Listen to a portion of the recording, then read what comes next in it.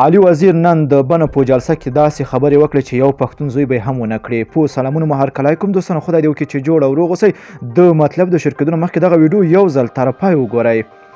علي وزیر د ډیورن اغزن تار به د پاکستان په غاړه کې واچوم.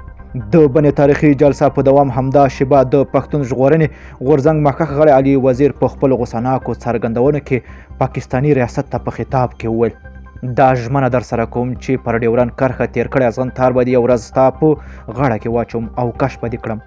علي وزیر د خپلو خبرو پر دوام وویل: د ډیورن نه منل شوی کرغېړنه کرښه باندې اغزن تار د دوه ورونو چې لر او بر یادېږي سره جلا کړي دي، خو پر وینا یې دغه تار به یو ورځ له منځه وړم. نوموړي دا ویل چې اغزن تار چې د پاکستاني ریاست په پوره هڅو باندې د لکونو پیسو په لګولو سره د دې لپاره تیار کړی چې ګواکې لر او بر پښتانه سره بیل کړي، خو بیا هم ونه تواني هماغه پښتانه له یو بل سره پخواني مینه او اړیکه لري. علي وزیر وایي پاکستاني ریاست به د لر او بر پښتنو د بیلولو ارمان ګور ته ویسي. هغه ویل دا ناممکنه خبر ده چې ګواکې دوی به سره بیل شي.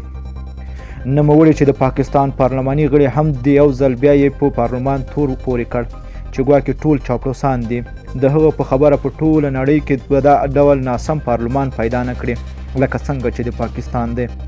علي وزیر پروانه د پښتنو دا لویه مبارزه چې په لوی هوډ او قوي ارادې سره پیل شوې ده د خپلو هدفونو حقونو ترلاسه کولو ته ورسوي او پاکستان ریاست به له ظلمونو به خلاص شي.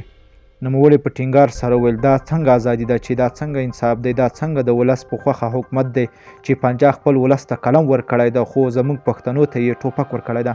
نوموړي په ټینګار سره ویل پاکستان له حکومته به د هزارې حساب غواړي او په شوي ظلمونو به په اړه به ترې انصاف او عدالت غوښتنه ترې کوي.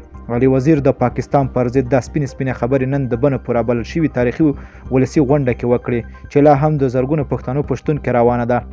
علي وزیر وړاندې د پی ټي ایم بلې مخکښې غړې وړانګې لوڼې هم په خپله وینا له ګډونوالو سره شریکه کړه چې له دوی وروسته به د پښتنو ژغورنې غورځنګ مشر منظور پښتون محسن داوړ هم خپلې څرګندونې وکړي.